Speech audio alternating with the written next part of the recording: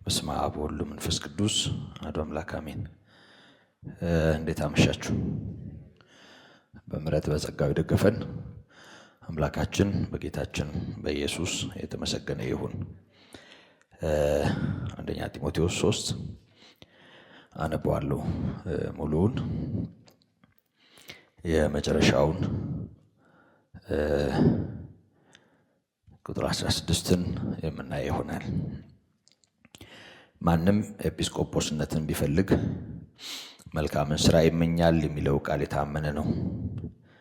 እንግዲህ ኤጲስቆጶስ እንዲህ ሊሆን ይገባዋል፣ የማይነቀፍ የአንዲት ሚስት ባል፣ ልከኛ፣ ራሱን የሚገዛ፣ እንደሚገባው የሚሰራ፣ እንግዳ ተቀባይ፣ ለማስተማር የሚበቃ፣ የማይሰክር፣ የማይጨቃጨቅ፣ ነገር ግን ገር የሆነ፣ የማይከራከር፣ ገንዘብን የማይወድ፣ ልጆቹን በጭምትነት ሁሉ እየገዛ የራሱን ቤት በመልካም የሚያስተዳድር ሰው ግን የራሱን ቤት እንዲያስተዳድር ባያውቅ የእግዚአብሔርን ቤተ ክርስቲያን እንዴት ይጠብቃታል?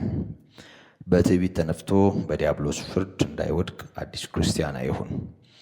በዲያብሎስ ነቀፋና ወጥመድም እንዳይወድቅ በውጭ ካሉት ሰዎች ደግሞ መልካም ምስክር ሊኖረው ይገባል። እንዲሁም ዲያቆናት ጭምቶች፣ በሁለት ቃል የማይናገሩ፣ ለብዙ ወይን ጠጅ የማይጎመጁ፣ ነውረኛ ረብ የማይወዱ፣ በንጹሕ ሕሊና የሃይማኖትን ምስጢር የሚይዙ ሊሆኑ ይገባቸዋል። እነዚህም ደግሞ አስቀድመው ይፈተኑ፣ ከዚያም በኋላ ያለ ነቀፋ ቢሆኑ በዲቁና ሥራ ያገልግሉ። እንዲሁም ሴቶች ጭምቶች፣ የማያሙ፣ ልከኞች፣ በነገር ሁሉ የታመኑ ሊሆኑ ይገባቸዋል። ዲያቆናት ልጆቻቸውንና የራሳቸውን ቤቶች በመልካም እየገዙ እያንዳንዳቸው የአንዲት ሴት ባሎች ይሁኑ። በዲቁና ሥራ በመልካም ያገልግሉ። ለራሳቸው ትልቅ ማዕረግና በክርስቶስ ኢየሱስ ባለው እምነት ብዙ ድፍረት ያገኛሉ። ፈጥኜ ወደ አንተ እንድመጣ ተስፋ አድርጌ ይህንን እጽፍልሃለሁ። ብዘገይ ግን በእግዚአብሔር ማደሪያ ቤት መኖር እንዴት እንደሚገባ ታውቅ ዘንድ እጽፍልሃለሁ። ቤቱም የእውነት አምድና መሠረት የሕያው እግዚአብሔር ቤተ ክርስቲያን ነው። እግዚአብሔርንም የመምሰል ምስጢር ያለ ጥርጥር ታላቅ ነው። በሥጋ የተገለጠ፣ በመንፈስ የጸደቀ፣ ለመላእክት የታየ፣ በአሕዛብ የተሰበከ፣ በዓለም የታመነ፣ በክብር ያረገ። ክብር ለአምላካችን ይሁን። እንጸልያለን።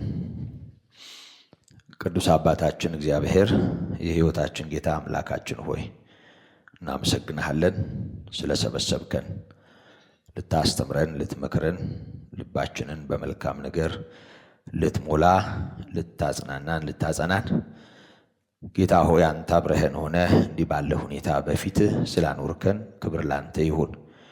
ደግሞ የቃልህን ደጆች ክፈትልን። አንተ አስተምረን፣ ሕልውና ይሰማን፣ መገኘት ይታወቀን፣ ከመንፈስህ እንማር፣ ከልብህም ጌታ ሆይ የዘላለም ምክርህ ወደ ልባችን በሕያው መንፈስህ ይፍሰስ፣ የምንሰራበት ይሁን።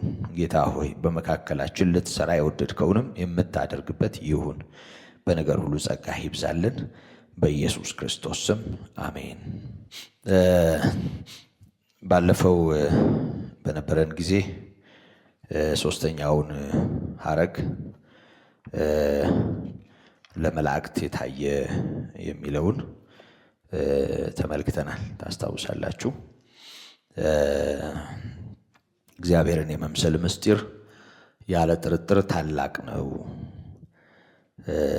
ካለ በኋላ በሥጋ የተገለጠ፣ በመንፈስ የጸደቀ፣ ለመላእክት የታየ፣ በአሕዛብ የተሰበከ፣ በዓለም የታመነ፣ በክብር ያረገ መሆኑን ይናገራል። አጫጭር በሆኑ ሐረጎች በተደጋጋሚ እንደተናገርሁት አንዳንዶች ይሄ በዛን ዘመን የነበሩ ቅዱሳን የሚዘምሩት መዝሙር ነው ወይም ደግሞ ስንኝ ነው የመዝሙር ይላሉ።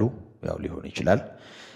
ግን ይህን ትምህርት ስንማር በተደጋጋሚ እንዳነሳሁት የእውነት አምድና መሰረት የሕያው እግዚአብሔር ቤተ ክርስቲያን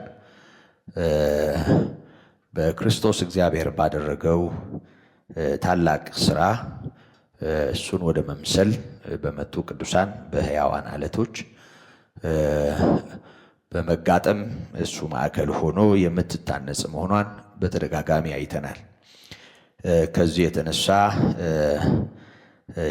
ማዕከሏ ምስጢሯ በውስጧ ያለው የቤተ ክርስቲያን የቆመችበት መሰረት እነዚህን በዝርዝር የምናያቸውን ሐረጎች ማዕከል ያደርጋል።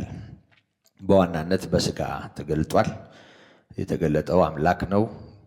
የተዳሰሰው የማይዳሰስ ነው። ቀድሞ የነበረው ነው። በሥጋ ተገልጦ በሰዎች መካከል የታየው።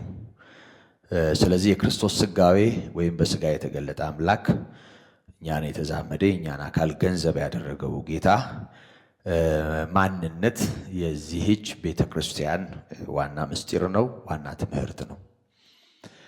ስለዚህ ሥጋዌውን መሳት ጌታ በሥጋ ተገልጦ ያለውን አጠቃላይ ማንነቱን አለመረዳት ይህንን ታላቅ ምስጢር ወደ ጎን ማድረግ ነው፣ አደጋ ነው።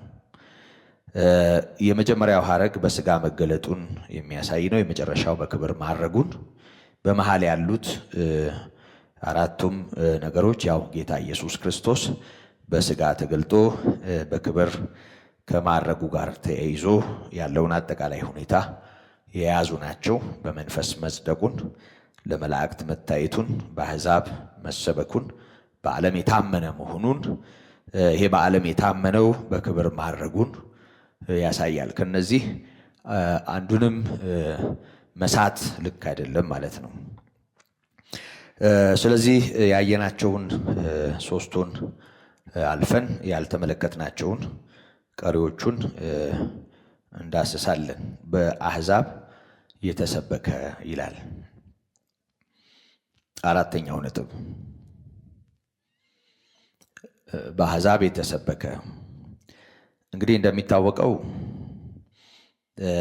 ታላቁ ተልእኮ በመባል የሚታወቀው ትእዛዝ በማቴዎስ ምዕራፍ 28 ቁጥር 19 እና 20 ላይ ያለው ነው። ይህም ደግሞ ጌታችን መድኃኒታችን ኢየሱስ ክርስቶስ ደቀ መዛሙርቱን ወደ ዓለም እንዲሄዱ ማዘዙን፣ ወንጌልን ለፍጥረት እንዲሰብኩ ማዘዙን፣ በአብ በወልድ በመንፈስ ቅዱስ ስም እንዲያጠምቁ ደቀ መዝሙርም እንዲያደርጉ ማዘዙን ማዕከል ያደረገ ነው። ይሄ የጌታ ትእዛዝ ደቀ መዛሙርት ምንም ከገሊላ አካባቢ የተሰበሰቡ አይሁድ ቢሆኑም ግን ዋናው ተልእኳቸው የጌታችን የኢየሱስ ክርስቶስን ወንጌል ለሰው ሁሉ ማድረስ ነው። ስለዚህ በማቴዎስ ምዕራፍ 28 ቁጥር 19 ላይ ያለው ቃል እንደሚያስገነዝበን ጌታ ኢየሱስ ክርስቶስ ደቀ መዛሙርቱን ወደ ዓለም ሁሉ እንዲሄዱ በየአቅጣጫው ወንጌልን እንዲሰብኩ ነውና ያዘዘው። ስለዚህ በአሕዛብ የተሰበከ የሚለው የሐዋርያው መልእክት ይህንን እውነታ የሚያስታውስ ነው። አነበዋለሁ። እንደዚህ ይላል። ቁጥር 18 ኢየሱስም ቀረበና እንዲህ ብሎ ተናገራቸው። ከትንሣኤ በኋላ የሆነውን ነው የሚነግረን። ስልጣን ሁሉ በሰማይና በምድር ተሰጠኝ። እንግዲህ ሂዱና አሕዛብን ሁሉ በአብ በወልድና በመንፈስ ቅዱስ ስም እያጠመቃችኋቸው ያዘዝኳችሁንም ሁሉ እንዲጠብቁ እያስተማራችኋቸው ደቀ መዛሙርት አድርጓቸው። እነሆ እኔ እስከ ዓለም ፍጻሜ ድረስ ሁልጊዜ ከእናንተ ጋር ነኝ። ይሄ ነው የጌታ ትልቅ ትእዛዝ። ለደቀ መዛሙርቱ የጠራቸውም የሰበሰባቸውም ለዚሁ እንደሆነ ማርቆስ ምዕራፍ 3 ቁጥር 14 ላይ ተመዝግቦ እናያለን። የወደዳቸውን ወደ እሱ ጠራ፣ ከእርሱ ጋር እንዲኖሩ ለመስበክ እንዲልካቸው ድውያንን ሊፈውሱ እርኩሳን መናፍስትን ሊያወጡ በርኩሳን መናፍስት ሁሉ ላይ 12 አደረጋቸው ይላል እና የጌታችን የኢየሱስ ክርስቶስ ወንጌል ለዛው በምድረ እስራኤል ላሉ ለአይሁድ የተገለጠ የምስራች ብቻ አይደለም፣ ለሰው ሁሉ እግዚአብሔር በክርስቶስ ያደረገው ምሕረት የሚያስታውቅ መለኮታዊ የምስራች ነው። እንግዲህ አሕዛብና ሕዝብ የሚለው ቃል ለብዙዎቻችን እንግዳ እንዳልሆነ ብገምትም ያው ርዕሱ ስለሚያስገድደኝ ደግሜ አስታውሳችኋለሁ። እንደሚታወቀው በዘመነ ብሉይ ማለትም እስራኤል ከግብፅ በመውጣት ከ3 ወር ጉዞ በኋላ ሲናይ ተራራ ስር እንደደረሱ እግዚአብሔር ከሕዝቡ ጋር በገባው ኪዳን ያ የእግዚአብሔር የተባለው ሕዝብ እንደ ሕዝብ ከእግዚአብሔር ጋር ቃል ኪዳን በመግባት ለእግዚአብሔር መለየቱን እናውቃለን። እንዲህ ባለ ሁኔታ አንድ ወገን ከመለየቱ በፊት ያው የወደቀው የሰው ልጅ በተለያየ አቅጣጫ እንደሄደና ሰው ከጥፋትም ውሃ በኋላ እንዴት በምድር ላይ እንደበዛና እንደተባዛ ዘፍጥረትን ማየት ከጥፋት ውሃ በኋላ የነበረውንም የሰው መስፋትና አጠቃላይ የሰው ልጅ በምድሪቱ ገጽ ላይ በተለያየ አቅጣጫ መሄዱን ማየት ቀላል ነው። ይሄ እንዳለ ሆኖ ለመጀመሪያ ጊዜ እንግዲህ እግዚአብሔር አብርሃምን ከጠራው በኋላ አብርሃምን ከወገኖቹ ተለይቶ እንዲወጣ ከኡር እንግዲህ ከዘፍጥረት 12 ጀምሮ ይሄንን እንመለከታለን። ከደቡባዊው በዛሬው መልክዓ ምድር ከኢራቅ ወይም ደግሞ ያኔ ከላውዲዮን ተብሎ ከሚጠራው ስፍራ በተለየ ስሙ ኡር ከሚባለው የኢራቅ ግዛት ነው የተጠራው። እንግዲህ ከዛች ምድር ወጥቶ ወደ ከነዓን እንዲሄድ እግዚአብሔር አድርጎታል። በዛም እንደሚባርከው እግዚአብሔር ነግሮታል። ያንን ስፍራ ለአብርሃምና ለዘሩ እንደሚሰጥ እግዚአብሔር ተናግሮታል። ያ ብቻም ሳይሆን እግዚአብሔር እሱን ሲባርከው ከእሱ በሚወጣው ዘር አሕዛብ ጭምር እንደሚባረኩ እግዚአብሔር ተናግሮታል። ከዚህ አኳያ በዓለም ላይ ከተበተነው ከአዳም ዘር ለእግዚአብሔር የተለየ አንድ ወገን ከአብርሃም ጀምሮ በተለየ ማንነት መገለጡን እናያለን። በእርግጥ ይሄ በተለየ ሁኔታ እግዚአብሔር ለሰው የገባውን ተስፋ ወደ ፍጻሜ ከሚያመጣበት ከአዲስ ኪዳን ጋር ቀጥታ ከተገናኘው በተለይ ደግሞ ጽድቅን በእምነት ከመቀበል ጋር ከተያያዘው ዘፍጥረት 15 ቁጥር 5 እና 6 ላይ እንደተጻፈው አብርሃም በዋናነት በብዙ መልኩ የሚነሳው በአዲስ ኪዳን መጽሐፍት ላይ ጽድቅን በእምነት የመከተል ምሳሌ ሆኖ ነው። አብርሃም እግዚአብሔርን አመነ፣ እምነቱም ጽድቅ ሆኖ ተቆጠረለት። ስለዚህ በአዲስ ኪዳንም በጸጋ የሚሆነውን የሰው መዳን በተመለከተ አብርሃም በዚህ ማንነቱ ነው ምሳሌ የሆነው። ከዚህ የተነሳ ጸጋ የሚለውንም ቃል ለመጀመሪያ ጊዜ በመጽሐፍ ቅዱሳችን የምናይበት ክፍል ቢኖር ይሄ ክፍል ነው። ከአብርሃም ጋር ተያይዞ እግዚአብሔር ከጥፋት ውሃ በኋላ በተለየ መልኩ በተለይ ወደ አዲስ ኪዳን ቀጥታ በሚያደርስ ሁኔታ እግዚአብሔር ከአብርሃም ጋር የገባውን ኪዳን እናነሳለን እንጂ ከዛ በፊት በነበረውም ዘመን ከአዳም ውድቀት በኋላ ሴት እግዚአብሔርን ስም በማስጠራት ከዛም በኋላ ደግሞ እስከ ኖህ የጥፋት ዘመን ድረስ እንዴት ደጋጋ አባቶች እንደነበሩ ዘፍጥረት 5 ላይ ያሉ አባቶችን ስም ከአዳም ጀምሮ ማንሳት እንችላለን። በኋላ እንግዲህ የጥፋት ውሃ መጣ። የኖህ ልጆች በምድር ላይ በተለያየ አቅጣጫ ሰፉ። ከኖህ ልጆች መካከል ከነገደ ሴም እግዚአብሔር አብርሃምን ሲጠራው እናያለን። እንግዲህ ይሄ ማንነት በምድር ላይ እንዴት ለአዲሱ ኪዳን ለጌታችን ለመድኃኒታችን ለኢየሱስ ክርስቶስ መምጣት መለየቱን በተለየ ሁኔታ የምናይበት ትምህርትና ታሪክ ተከሰተ እንጂ ያው እግዚአብሔር በየዘመናቱ ራሱን ያለ ምስክር ያልተወ አምላክ ነው። በዋናነት ሕዝብና አሕዛብ ብለን ስንናገር አብርሃምና ዘሩ ነው ሕዝብ የተባለው አንድ ቤተሰብ ስለሆነ፣ ከዛ ውጭ ያለው ዓለም ነው አሕዛብ የተባለው። ይሄ ግልጽ ነው። ሕዝብ ስንል አብርሃምንና ዘሩን ነው። አሕዛብ ስንል ከዚህ ውጭ ያለውን ነው። እግዚአብሔር ከአብርሃም ጋራ ከነበረው ነገር ጋር ተያይዞ በኋላ የአብርሃም ልጅ ይስሐቅ የወለደው ልጁ ያዕቆብ 12 ልጆችን ከመውለዱና በዋናነት እስራኤል የሚባለው ማህበረሰብ የተመሰረተው ከያዕቆብ ጋር በተያያዥነት ስለሆነ ከዚህ የተነሳ የያዕቆብ ልጆች እንደ አንድ ቤተሰብ ሆነው ያው እስራኤል የሚለው ስም ዘፍጥረት 32 ላይ እንደተጻፈው የያዕቆብ ሌላኛው ስሙ እግዚአብሔር ያወጣለት ስሙ እንደሆነ ይታወቃል አይደል? ስለዚህ እግዚአብሔር ያወጣለት አባቱ ወይም ወላጆቹ ካወጡለት ያዕቆብ ከሚለው ስም ያዕቆብ እንቅፋት፣ አሰናካይ፣ ተረከዝ ያዥ የተለያየ ትርጉም ሰጥተውታል እና ለማንኛውም አዎንታዊ ወይም ደግሞ መልካም ስያሜ አይደለም፣ ግን ራሱ እግዚአብሔር ያንን ስሙን ለወጠለት እና እስራኤል አለው። እስራኤል ማለት ሕዝበ እግዚአብሔር ማለት ነው። ሕዝቡ እንደ እግዚአብሔር ሕዝብ መቆጠር የጀመረበት ታሪክ የጀመረው ከዚሁ ማንነት ጋር ተያይዞ ነው። በኋላ በተገለጠ ሁኔታ የያዕቆብ ልጆች ከገቡበት ከግብፅ የባርነት ቀንበር ጋር ተያይዞ ከዛም በኋላ ከመውጣታቸው ጋር ተያይዞ ያ ሕዝብ እንደ አንድ ሕዝብ የቆመበት ኪዳን ሲናይ ተራራ ስር ተገባ ከእግዚአብሔር ጋር። ከዚህ የተነሳ ያ ሕዝብ ሕዝበ እግዚአብሔር በመባል በተለየ ሁኔታ የተለየ አይነት መልክ ይዞ ቆመ።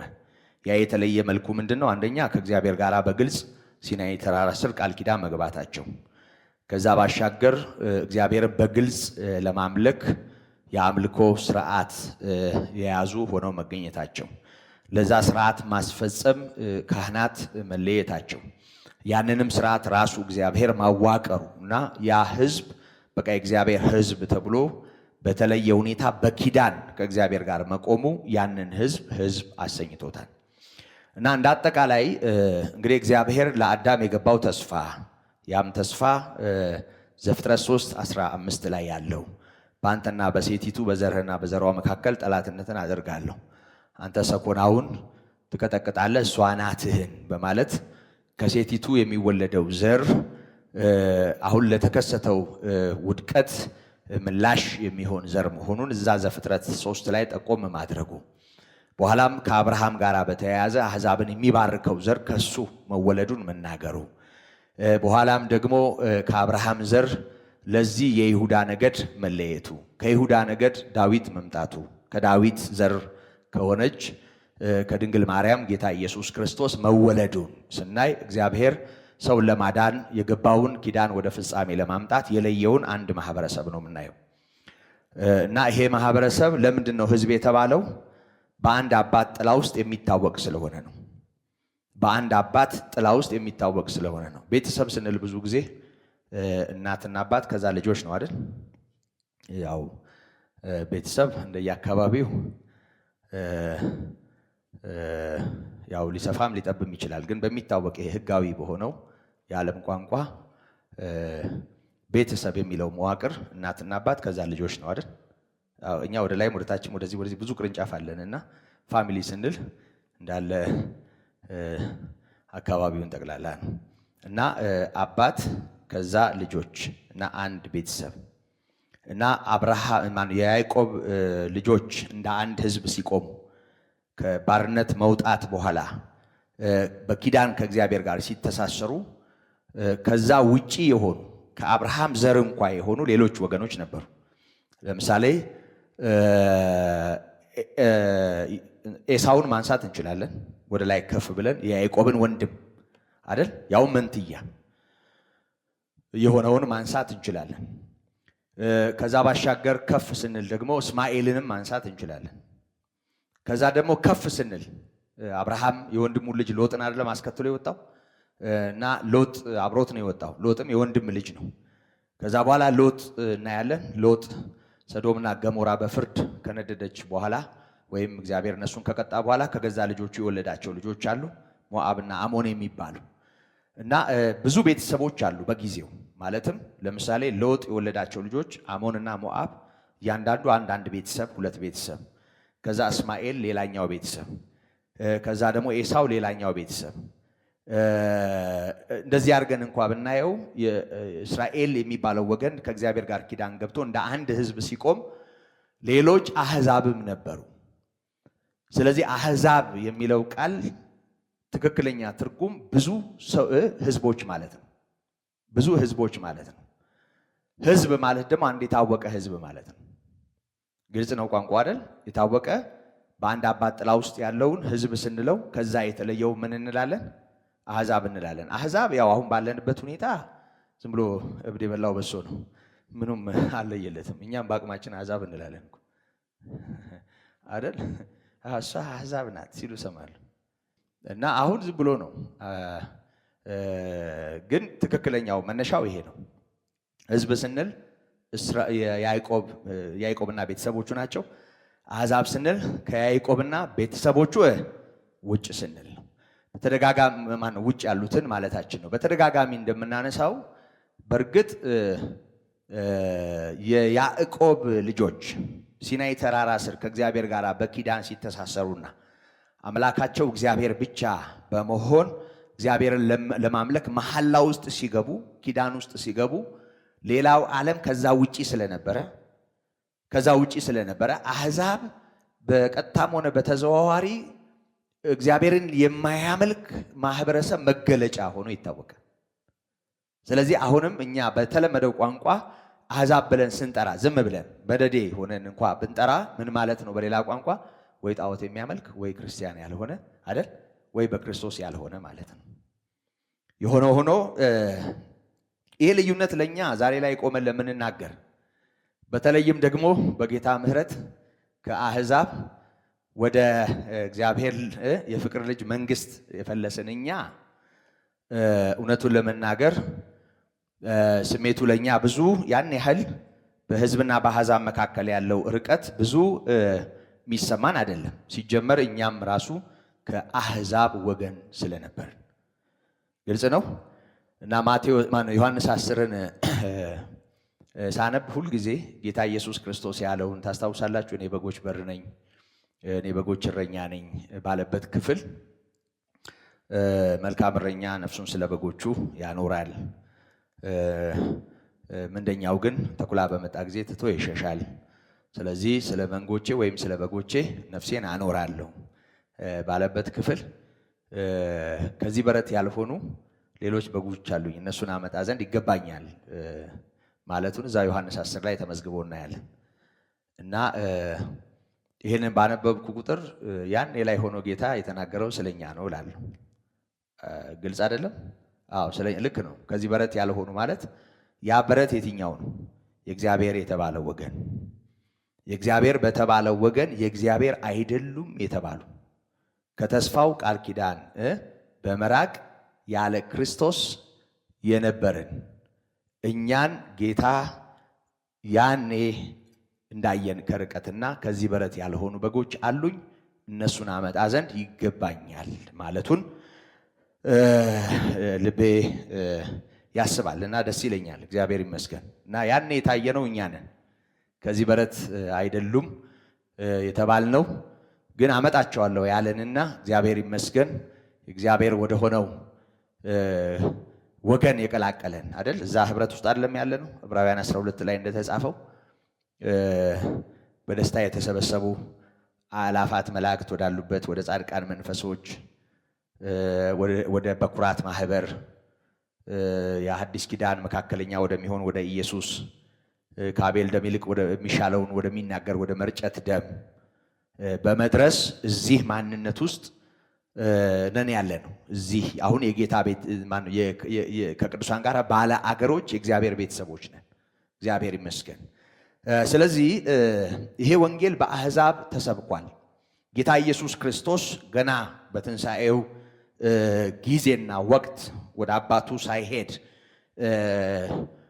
በዛው ጊዜ ለደቀ መዛሙርቱ ካዘዛቸው ትእዛዞች ወይም ደግሞ ከነገራቸው ነገሮች ዋናው እና ትልቁ ያው ሞትና ትንሣኤውን ወደ ዓለም ሁሉ ማድረስ እንደሆነ ሂዱ አሕዛብን ሁሉ በአብ በወልድ በመንፈስ ቅዱስ ስም እያጠመቃችኋቸው ያዘዝኳችሁን እንዲፈጽሙ እያስተማራችኋቸው ደቀ መዝሙር አድርጓቸው ነው ያለው። እና አንዳንድ ደካሞች ጌታ ኢየሱስ ለአይሁድ ማህበረሰብ እንደመጣ ለሆነ ወገን እንደተገለጠ ይሰብካሉ። በዚህ ግራ ለማጋባትም ይሞክራሉ። ግን ያው ዝም ብሎ ጉንጭ አልፋ ነው።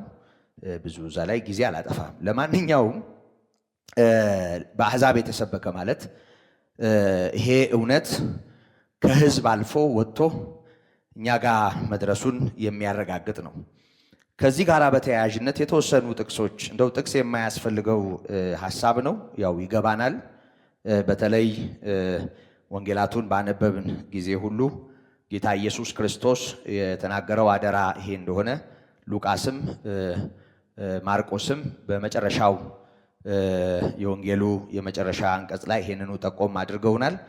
ከዛ ባሻገር ታስታውሳላችሁ ጌታችን መድኃኒታችን ኢየሱስ ክርስቶስ ሊያርግ ወደ ተራራው ግርጌ ወደ ቢታንያ ደቀ መዛሙርቱን ይዞ እንደወጣ አንዳንዶች ንግግሩ ግር ስላላቸውና ስላልጠበቁ ይመስለኛል ያው መሲህ መሆኑን አስበው ከመገደሉ ወይም ከመሰቀሉ በፊት ያው የስልጣን ሹክቻ ውስጥ ገቡ። ይሄን ታውቃላችሁ አይደል?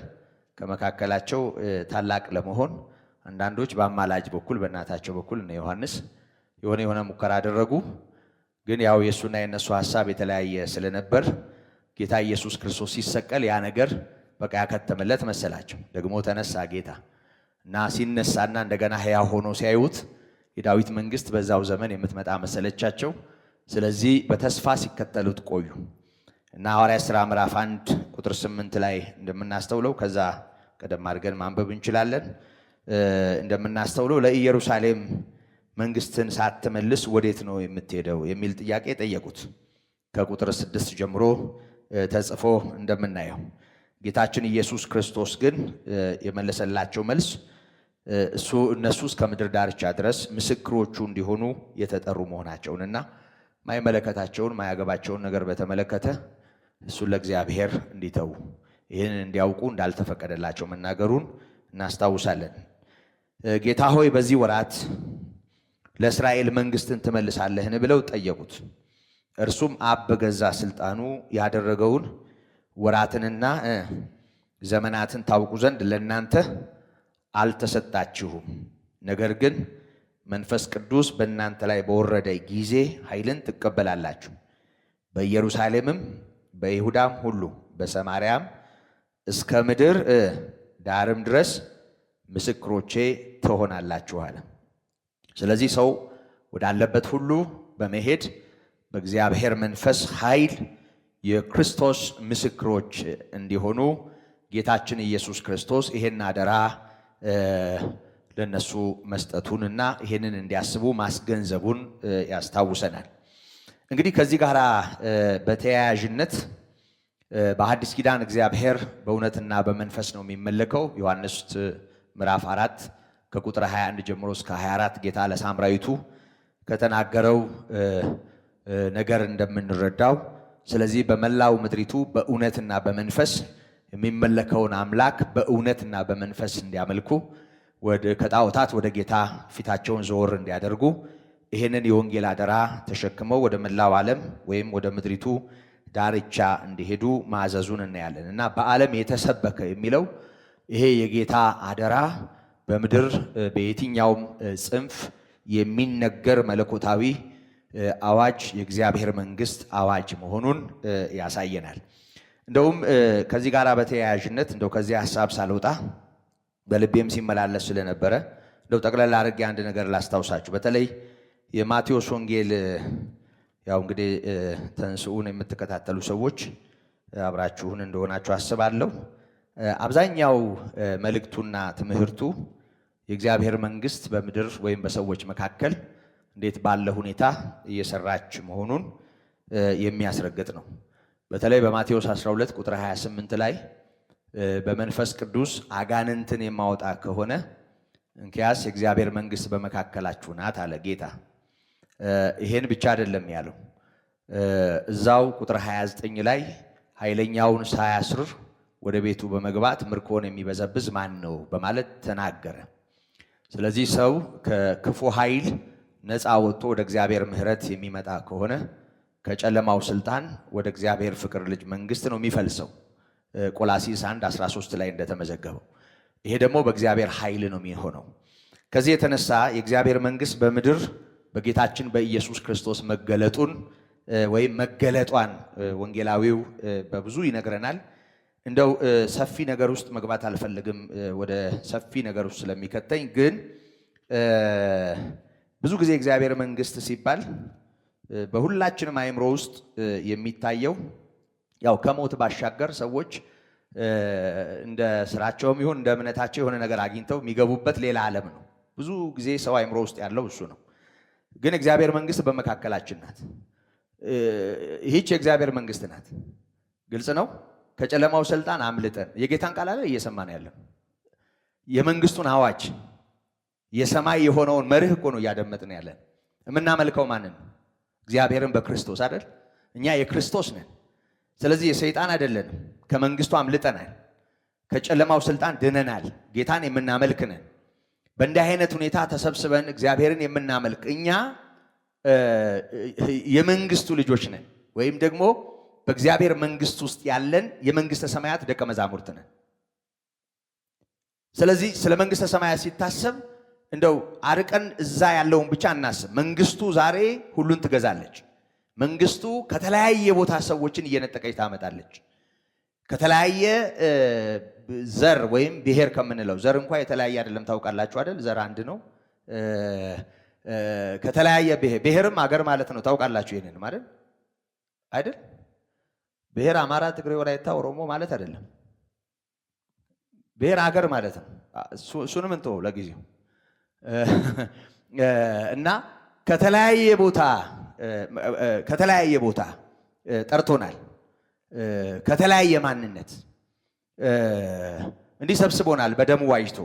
አሁን ያለነው የት ነው? እግዚአብሔር መንግስት ውስጥ ነው። አሁን የመንግስቱን አዋጅ ነው እየሰማን ያለነው።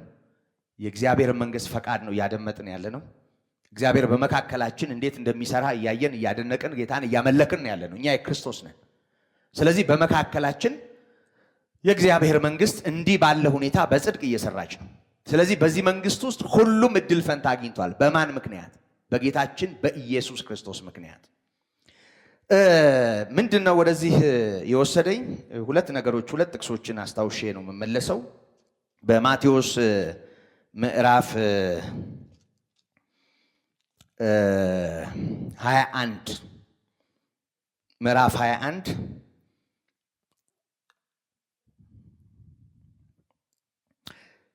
ከቁጥር 28 ጀምሮ እስከ መጨረሻው እናንተ አንብቡት።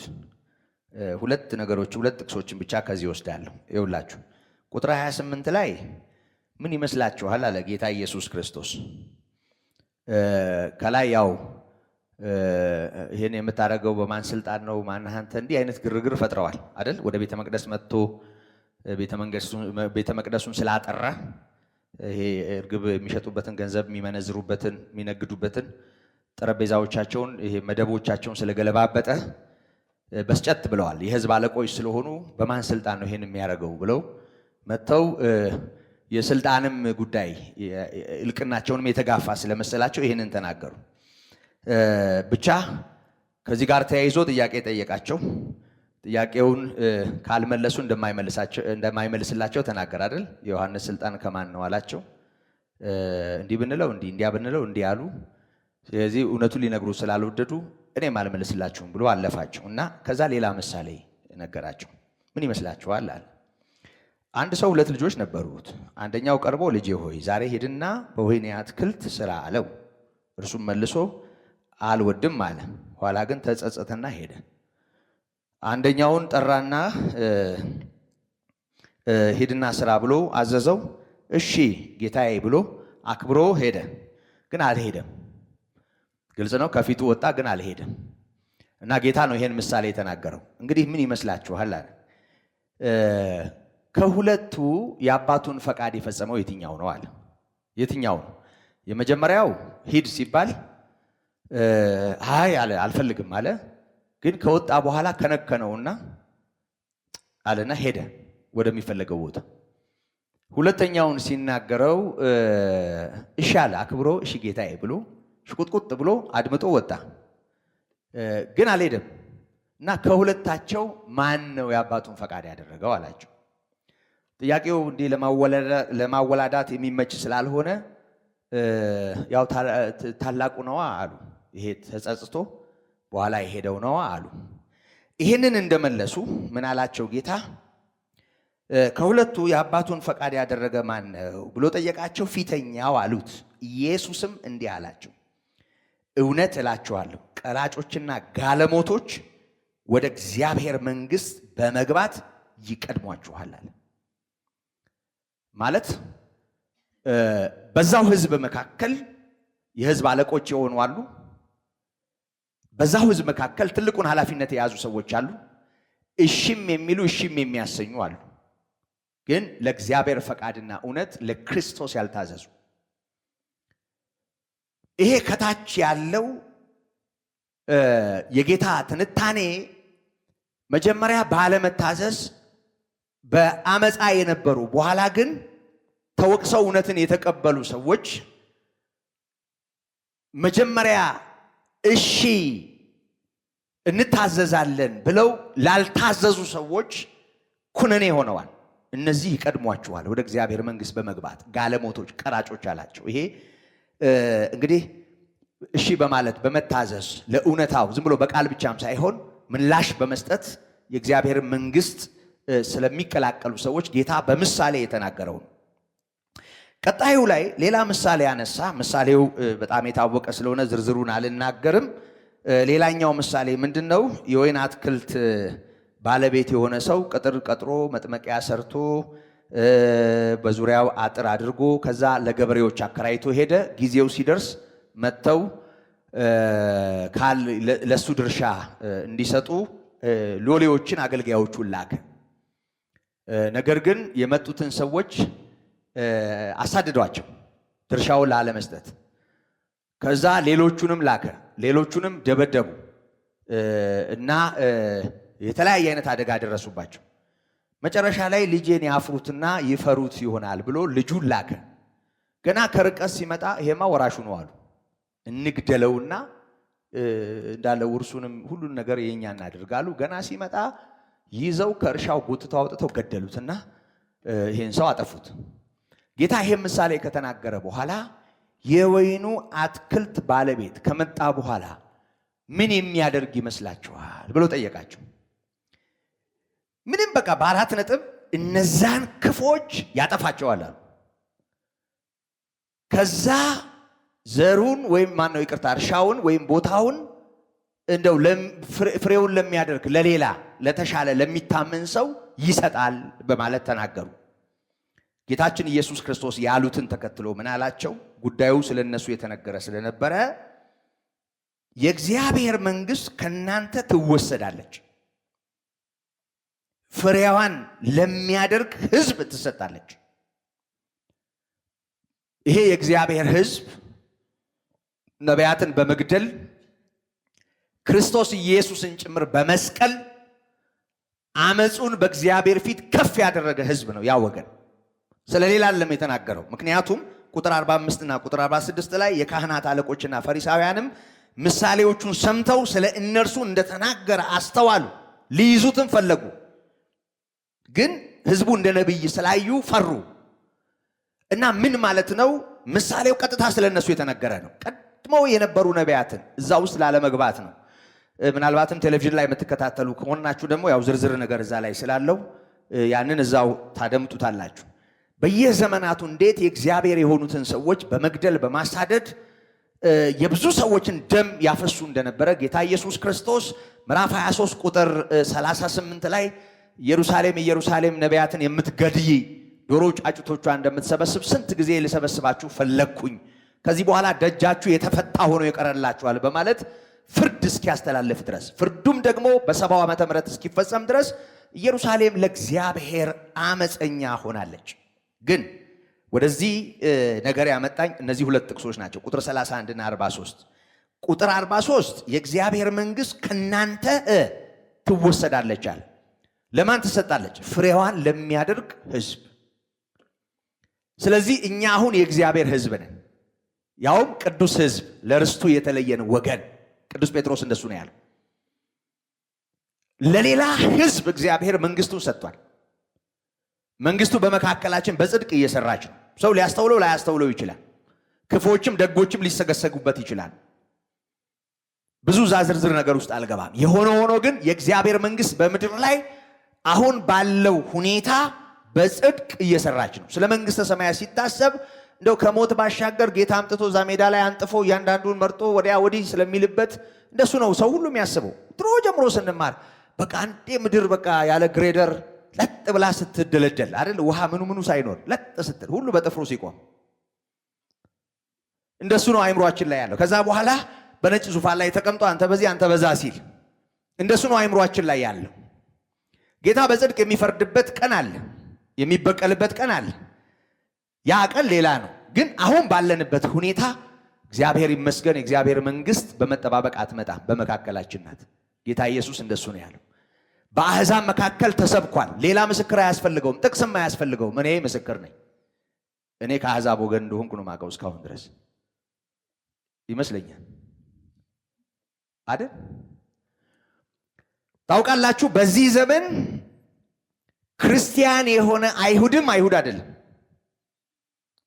በዚህኛው ህይወት ግሪካዊም ዕብራዊም አሕዛብም አይሁዳዊም መሆን አይቻልም። አሁን መሆን የሚቻለው አዲስ ማንነት ብቻ ነው። ስለዚህ ጳውሎስ ምንድን ነው? እሱ አይሁዳዊ ነው። አሁን የኢየሩሳሌም ቤተክርስቲያን ምንድን ናት?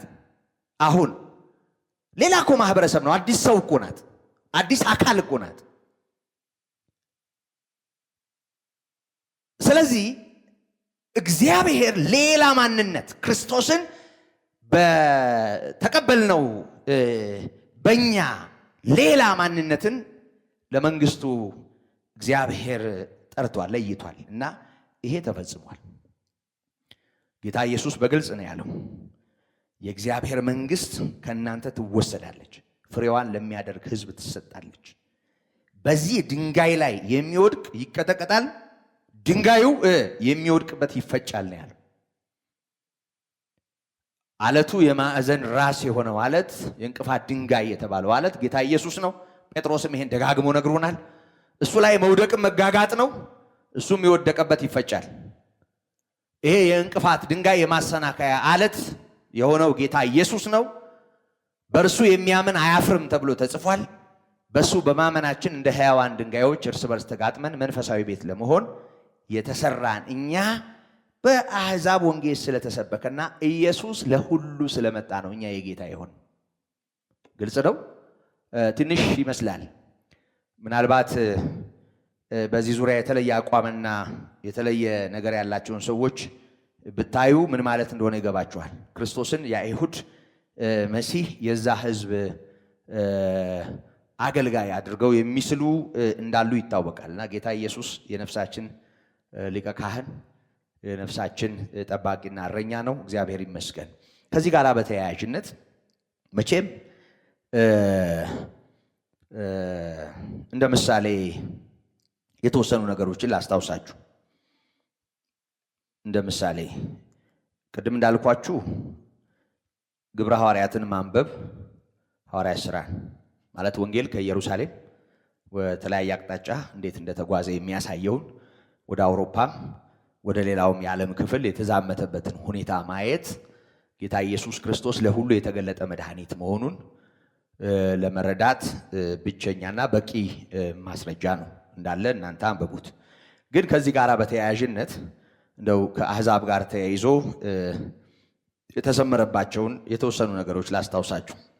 ሐዋርያት ሥራ ምዕራፍ 10ን ታስታውሳላችሁ? ቆርኔሌዎስንና ቤተሰቦቹን ይሄ ሮማዊ ኢጣሊቄ የሚባል አንድ የጦር ጭፍራ መቶ አለቃ የሆነ ሰው ግን እንደ አይሁድ በእነሱ አምልኮ ተስቦ የጸሎት ቀናቸውንና ሰዓታቸውን እየጠበቀ የሚጸልይ እጅግ ምጽዋት የሚያደርግ ሰው እና ይሄንን ሰው እንዲያገለግል ቅዱስ ጴጥሮስን ጌታ እንዴት እንዳገለገለው ታስታውሳላችሁ? ለምን ይመስላችኋል? መቼም ይሄ የባህል ተጽዕኖ ይሄ ቀላል አይደለም። አንድ አባባል አለ በሀገራችን በዚች ምድር ማለት ነው፣ ዘር ከልጓም ይስባል ሲባል ሰምታችኋል? አዎ ባህል ይሄ ዘር ምናምን የምንለው ነገር ምንም እንኳን ሁሉም አንድ ዘርም ቢሆን ከልጓም ይልቅ ይጎትታል፣ የታወቀ ነው። እና ይሄ ያደገበት ባህል ጴጥሮስን በጣም ያስቸግረው ነበር። ታውቃላችሁ አይደል? ጳውሎስ እና ጴጥሮስ እዛ ገላትያ ላይ እንደተጻፈ አንድ ቦታ ተከፋፍተዋል በአሕዛብ ምክንያት። ትንሽ ግብዝ ቢጤ ሳይሆን አይቀርም ጴጥሮስ በርናባስን ጨምሮ። ጳውሎስ ከዛ ትንሽ ለየት ያለ ነገር ነበረው እና በዚህ ክፍል እንደምናየው ይሄ ሰው እጅግ መልካም ሰው ነው፣ ግን አይሁድ አይደለም። ስለዚህ የጌታ መልአክ ድንገት በተለመደው ለጸሎት በተዘጋጀበት ስፍራ ተገለጠለት እና ምን እንዳደረገ ከዛ ጋር ተያይዞ ወንጌል እንዴት ወደ አሕዛብ እንዲሄድ ለነ ጴጥሮስ እንኳ ጉዳዩ ትምህርት እንደሆነ እንኳን ለሌላው ለነ ጴጥሮስ እንኳ ትምህርት እንደሆነ ለማስታወስ ነው። ከቁጥር 9 ጀምሮ ላንብበው። እርሱም በነገው ሲሄዱ ወደ ከተማም ሲቀርቡ ጴጥሮስ በ6 ሰዓት ያህል ሲጸልይ ዘንድ ወደ ጣራው ወጣ። ተርቦ ሊበላ ወደደ። እስኪያዘጋጁለት ድረስ ነው ጣራ ላይ የወጣው፣ ሰገነት ላይ ማለት ነው። ከዛ ራእይ ያየ 4 እግር ያላቸው ሁሉ አራዊት፣ በምድር የሚንቀሳቀሱ የሰማይ ወፎች የነበሩበት አንድ ሸማ ከላይ ሲወርድ አየ። በራእይ ተመስጦ መጣበት ነው የሚለው። ተኝቶ እንቅልፍ አይደለም፣ ህልም አይደለም። ለጸሎት ነው የተንበረከከው። ግን ጌታ ገለጥ አድርጎ ወደ ላይ አንድ ሸማ በ4 አቅጣጫ ተይዞ ሲመጣ ያያል። እዛ ላይ የሚንቀሳቀሱ የሚበሉና ማይበሉ ነገሮች ሁሉ ተጭነውበታል። እና ይሄንን ሲመለከት እያለ ተነሳና አርደህ ብላ የሚል ድምፅ ወደሱ መጣ። እና ጴጥሮስ ቅዱሱ ቁጥር 14 ላይ ምን አለ? ጌታ ሆይ አይሆንም። ጀግና አይደል? ማንን ነው አይሆንም እያለ ያለው? ጌታ ሆይ አይሆንም አለ። ለምንም እኮ ቢል እኮ ይሻላል እንዴ? አልገባኝም ቢል እኮ ይሻላል። አይሆንም ዝም ብሎ አንዳች ርኩስ የሚያስጸይፍም ከቶ በልቼ አላውቅም አለ። እና ሁለተኛም ጊዜ ተናገረው፣ እግዚአብሔር ያነጻውን አንተ አታርክሰው የሚል ድምፅ ወደ እርሱ መጣ። ማነህ አንተ እያለው ነው። ብላም ያለው እሱ ነው። ይህ 3 ጊዜ አየ እና ካየ በኋላ ምን ይሆን ይሄ ራእይ እያለ ከደርቡ ከላይ ከሚጸልይበት ስፍራ ሲወርድ ሰዎች መጥተው በር ላይ ቆመዋል። እና እነዛ ሰዎች ተልከው ነው የመጡት። በኋላም ወጥቶ ሲያገኛቸው ያሳየው ራእይ ስለምን እንደሆነ ጴጥሮስ በተወሰነ መልኩ ገባው። እና በእንዲህ አይነት ሁኔታ ሄደ። ይሄ ሰው እነዚህን ሰዎች አግኝቶ ወደዛ ለመሄድ ሲወጣ የተናገረውን ነገር እነዚህ ሰዎች እንዳገኘ የተናገረውን ነገር ቁጥር 28 ላይ እናነባለን። አይሁዳዊ ሰው ከሌላ ወገን ጋር ይተባበር ወይንም ይቀራረብ ዘንድ እንዳልተፈቀደ እናንተ ታውቃላችሁ። አንድ አይሁዳዊ ከሌላ ወገን ጋር ምንም አይነት መቀራረብ አብሮ መሆን አይፈቀድም። ለእኔ ግን እግዚአብሔር ማንንም ሰው ርኩስና የሚያጸይፍ ነው እንዳልል አሳየኝ። ስለዚህ ደግሞ ብትጠሩኝ ሳልከራከር መጣኋል። እና አይሁዳዊ ምናምን ብሎ እንዳይጸየፍ አስቀድሞ አስጠንቅቆታል በራእይ። ስለዚህ የታየው ነገር ለምን እንደሆነ ገባው። ስለዚህ ሰውን ሁሉ የሚወድ ጌታ በሚገርም ሁኔታ ለሁሉ የሚሆነውን ይሄንን እውነት ለሁሉ በጽድቅ እንዲያደርስ ጴጥሮስን ጭምር እንዳሸነፈው እናያለን። ቁጥር 34 እና 35 ላይ እንደዚህ ይላል። ጴጥሮስ ራሱ አፉንም ከፍቶ ዝርዝር ታሪኩን የማላነሳው ያው ጊዜ ላለመውሰድ ነው፣ የምታውቁትም ስለሆነም ጭምር ነው። ጴጥሮስም አፉን ከፍቶ እንዲህ አለ፣ እግዚአብሔር ለሰው ፊት እንዳያደላ ነገር ግን በአሕዛብ ሁሉ እርሱን የሚፈራና ጽድቅን የሚያደርግ በእርሱ የተወደደ እንደሆነ በእውነት አስተዋልኳል። በቃ እግዚአብሔር መድሎ የለበትም። አሕዛብ እንኳ የተባለው ማንነት ውስጥ እሱን የሚፈራና የሚፈልግ ሰው ካለ እግዚአብሔር ለዛ የሚሆን ልብ እንዳለው አስተዋልኳል ጴጥሮስ ራሱ። ይሄንን አልፈን ቀጣዩ ምዕራፍ 11 ላይ በአሕዛብ መካከል እግዚአብሔር ስላደረገው ነገር በይሁዳ የነበሩ ሰዎች ሰሙና የተፈጠረውን ነገር ላስታውሳችሁ። ሐዋርያትና በይሁዳም የነበሩ ወንድሞች አሕዛብ ደግሞ የእግዚአብሔርን ቃል እንደተቀበሉ ሰሙ። ጴጥሮስም ወደ ኢየሩሳሌም በመጣ ጊዜ ከተገረዙት ወገን የሆኑት ሰዎች ከእርሱ ጋር ተከራከሩ። ከተገረዙት ወገን የሆኑት ሰዎች ከእሱ ጋር ክርክር ውስጥ ገቡ። ወዳልተገረዙ ሰዎች ገብተህ ከእነርሱ ጋር በላህ አሉት ይላል። ይሄ በላህ ለካ እዚህ ብቻ ያለ ጣጣ አይደለም ማለት ነው። በበላህ የተባረሩ ሰዎችን ስለማቅ ነው። እና አሉት። ጴጥሮስ ግን ከመጀመሪያው ጀምሮ በተራ ገለጠላቸው እንዲህም አለ ይልና የታየውን ራእይ ከዛ ጋር የተያያዘውን ነገር በዝርዝር ተረከላቸው። እዚሁ ምዕራፍ 11 ቁጥር 17 ላይ እንደዚህ ይላል፣ እንግዲህ እግዚአብሔር በጌታ በኢየሱስ ክርስቶስ ላመንነው ለእኛ ደግሞ እንደሰጠን ያን ስጦታ ለእነርሱ ከሰጠ እግዚአብሔርን ለመከልከል እችል ዘንድ እኔ ማን ነበርኳል?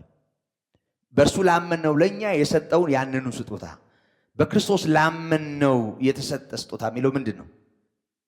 መንፈሱን በክርስቶስ ላመኑት ለደቀ መዛሙርት እግዚአብሔር የሰጠውን ያንኑ መንፈስ ለማን ሰጠ? ለአሕዛብ ሰጠ። ስለዚህ እንግዲህ እግዚአብሔር በጌታ በኢየሱስ ክርስቶስ ላመንነው ለእኛ ደግሞ እንደሰጠን ያን ስጦታ ለእነርሱ ከሰጠ እግዚአብሔርን ለመከልከል እችል ዘንድ እኔ ማን ነበርኩ? ይህንን በሰሙ ጊዜም ዝም አሉና ቁጥር 18 እንግዲያስ እግዚአብሔር ለአሕዛብ ደግሞ ለሕይወት የሚሆን ንስሐን ሰጣቸው እያሉ እግዚአብሔርን አከበሩ። ስለዚህ እግዚአብሔር ለአሕዛብ ጭምር ለሕይወት የሚሆን ንስሐ ሰጥቷል። ይሄ ወንጌል ሁሉን በመጠቅለል ወደ እግዚአብሔር ምሕረት የሚጠራ የእግዚአብሔር ስጦታ ነው። ኤፌሶንን አንብቤ መልእክቴን ልቋጭ። ኤፌሶን ምዕራፍ 2 መቼም ሁሌ ምን ደግሞ ነው አይደል? ታስታውሱታላችሁ አይደል? እቺ ድግምቷን በግል ድገሟት። ቅርታ ድግምት ማለት አስማት ማለት አይደለም፣ መደጋግሞ ማንበብ ማለት ነው። በመሰረቱ ድግምት እኮ ዳዊት ከመደጋገም የመጣ ነው። በኋላ ወደ ሌላ ነገር ዞረ እንጂ ደጋግሞ ማንበብ ማለት ነው። እና እቺን ኤፌሶንን ጊዜው ከፈቀደልን አነበዋለሁ፣ ግን ምዕራፍ 3 ላንብበው። ምዕራፍ 3 ኤፌሶን 3 ቁጥር 5 እና 6 ላይ ትኩረት አደርጋለሁ፣ ግን ላንብበው እስከ ቁጥር 10 ድረስ። አሕዛብ ስለሆናችሁ ስለ እናንተ የክርስቶስ ኢየሱስ እስር የሆንኩ እኔ ጳውሎስ ለእግዚአብሔር እንበረከካለሁ። በሥጋ አሕዛብ ስለሆናችሁ ስለ እናንተ የክርስቶስ ኢየሱስ እስር የሆንኩ እኔ ጳውሎስ። አሕዛብን ለማገልገል የከፈለውን ዋጋ፣ የታሰረውን፣ የተቸገረውን ይህን ሁሉ ነገር ነው የሚያስታውሰን። ለእናንተ ስለተሰጠኝ ስለ እግዚአብሔር ጸጋ መጋቢነት በእርግጥ ሰምታችኋል። መቼም ገና ሲጠራው ራሱ ሐናንያ ደንግጦ እንዴት ሳውልን ሂድና እጅህን ጭነህ ጸልይለት ትለኛለህ ሲለው በአሕዛብ ሁሉ ዘንድ እንዴት ያለ መከራ እንዲቀበል እኔ ራሴ አመለክተዋለሁ፣ በሕዝብም በአሕዛብም ዘንድ ስሜን እንዲሸከም የመረጥኩት ዕቃዬ ነውና ሂድና ጸልይለት ነበር ያለው። ይህንን ነው የሚያስታውሰው። ለእናንተ ስለተሰጠኝ ስለ እግዚአብሔር ጸጋ መጋቢነት በእርግጥ ሰምታችኋል። አስቀድሜ በአጭሩ እንደጻፍኩ ይህን ምስጢር በመግለጥ አስታወቀኝ። ይህንንም ስታነቡ የክርስቶስን ምስጢር እንዴት እንደማትስተውል ልትመለከቱ ትችላላችሁ። ይህም ይላል ይሄ ክርስቶስ ምስጢር የተባለው ይሄ ምስጢር ይህም አሕዛብ አብረው እንዲወርሱ በአንድ አካልም አብረው እንዲሆኑ በወንጌልም መስበክ በክርስቶስ ኢየሱስ በሆነ የተስፋ ቃል አብረው እንዲካፈሉ ለቅዱሳን ሐዋርያትና ለነቢያት በመንፈስ አሁን እንደተገለጠ በሌሎቹ ትውልዶች ዘንድ ለሰው ልጆች አልታወቀም ይላል። ይሄ ቀድሞ ብዙ ዝርዝር ያልተነገረለት ግን አሁን በሐዋርያው በቅዱስ ጳውሎስና እንደሱ ባሉ ሐዋርያት በኩል ጌታ እየገለጠው ያለ የክርስቶስ ምስጢር ማናት? ቤተ ክርስቲያን ናት። ክርስቶስ የእግዚአብሔር ምስጢር ነው። ቤተ ክርስቲያን የክርስቶስ ምስጢር ናት። ይሄ ምስጢር ምንድነው? አሕዛብ አብረው እንዲወርሱ በአንድ አካል አብረው እንዲሆኑ በወንጌል መስበክ በክርስቶስ ኢየሱስ በሆነ የተስፋ ቃል አብረው እንዲካፈሉ። ይሄ ባለፉት ዘመናት ለብዙዎች ግልጽ አይደለም፣ ግን ከሁሉ ለማንስ ለኔ ይሄንን ምስጢር አበራልኝ። የክርስቶስን ምስጢር እንዴት እንደምረዳ ታውቁ ዘንድ እንደው እነግራችኋለሁ፣ ጽፌላችኋለሁ ከዚህ በፊት አሁንም አስታውቃችኋለሁ ይላል። ይገርማል። ይሄንን መረዳት የእግዚአብሔር የሆነውን ወይም የክርስቶስ የሆነውን ምስጢር መረዳት ብሎ ሲናገረው እናያለን።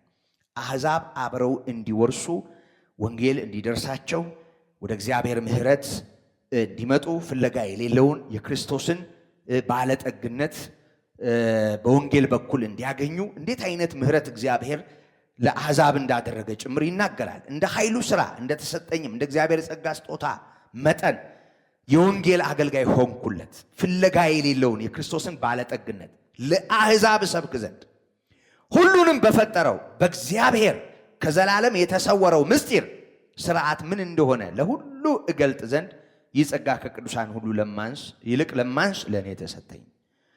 እግዚአብሔር ይመስገን። ስለ ቤተ ክርስቲያን ከብዙዎች በተለየ መልኩ ብዙ ነገር ነግሮናል። ሐዋርያው ጽፎልናል። ሐዋርያው ይህንን የክርስቶስ ምስጢር እግዚአብሔር ገልጦለታል። ይህንን ተሰውሮ የነበረ እግዚአብሔር ምስጢር ያደረገውን የክርስቶስ የሆነውን ምስጢር እንዴት እንደምረዳ እንዴት እንደገባኝ ማለቱ ነው። እንዲገባው ብቻም ሳይሆን እንዴትም መግለጥ እንዲችል እግዚአብሔር እንደ ኃይሉ መጠን እንዴት እንዳገዘው ይናገራል። ለማንኛውም በዚህ እውነት ቅድም ያልኳችሁን ኤፌሶን 2ን እናንተ አንብቡ። ለሕዝብና ለአሕዛብ እግዚአብሔር ያደረገውን ቸርነት በአጠቃላይ አዲሱ ማህበረሰብ ማለት ማን ነው? ቤተ ክርስቲያን በመንፈስ አብረውን የምንሰራ ቅዱሳን ህብረት፣ የሕያዋን አለቶች ህብረት፣ ከሕዝብም ከአሕዛብም ከተለያየ ማንነት ተጠርተን በክርስቶስ አማካኝነት መንፈሳዊ ቤት ለመሆን የተሰራን ይህንን አዲስ ማንነት ነው ምስጢር እያለ ያለው። ስለዚህ ወገኖቼ ጌታ ኢየሱስ ክርስቶስ በአሕዛብ የተሰበከ ነው። ጌታ ኢየሱስ ክርስቶስ በአሕዛብ የተሰበከ ነው። እግዚአብሔር ይመስገን። በአሕዛብ ስለተሰበከ እኛ የጌታ ሆነናል። አሁንም ይሄ ይቀጥላል። የጸጋው ዘመን እስኪያበቃ ድረስ ይቀጥላል። ጌታ ኢየሱስ ለሁሉ የሚያስፈልግ ነው። አይሁዳዊውም እንደ አሕዛብ፣ አሕዛቡም እንደ አይሁዳዊ መድኃኒት ያስፈልገዋል። እግዚአብሔር አንድ መድኃኒት ነው ያዘጋጀው። ይሄ መድኃኒት ጌታ ኢየሱስ ክርስቶስ ነው። ይሄ በአሕዛብ እንዲሰበክ የእግዚአብሔር ፈቃድ ነው። ይሄ ምሕረት ለሁሉም ነው። አንዳንድ ጊዜ አሰራሩን ባለመረዳት አይሁድ ስላመፁ አይሁድ ለእግዚአብሔር እውነት ስለከፉ እድሉን እኛ እንዳገኘን የሚያስቡ ሰዎች አሉ። ግን ሲጀምር ራሱ ጌታ ኢየሱስ ክርስቶስ የዓለምን ኃጢአት የሚያስወግድ የእግዚአብሔር በግ ሆኖ ነው የተገለጠው እና ለሁሉ የመጣ መፍትሄ ነው። መቼም 3-4 ዘር አይለይ እግዚአብሔር 3-4 ቤዛ ይልክ አንድ ቤዛ ነው የላከው። ለዛ ያን ማህበረሰብ መረጠ። ከነሱ ጌታ ኢየሱስ በስጋ መጣ። እሱም ለዘላለም የተባረከ አምላክ ነው። እግዚአብሔር ይመስገን።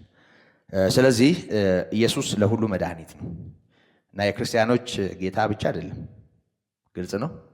የምናምነው የኛ ልዑል ብቻ አይደለም። ጌታ የሁሉ ጌታ ነው። አሁን ሁሉ እንደተገዛለት አንዳይም እኛን ወደ ክብር ለማምጣት በመከራ ያለፈው ጌታ ኢየሱስ የክብርና የምስጋናን ዘውድ ተጭኖ እናየዋለን እና አንድ ቀን በክብር ይገለጣል። ሁሉን ነው የሚገዛው። የሚያምን የማያምን ሁሉ ከግዛቱ በታች ነው። አሁን ግን ፈቅደን በጌታ ጸጋ በጌታ ጥሪ የጌታ ሆነናል። ስለዚህ ጌታ ኢየሱስ በአሕዛብ የተሰበከ ነው። በአሕዛብ ሊሰበክ ይገባዋል። ለአሕዛብ አሁንም ሊነገር ይገባዋል። የሁሉ መድኃኒት የሁሉ ቤዛ ነው። እሱን ነው እንግዲህ የሚነግረን ቃሉ። እንጸልያለን።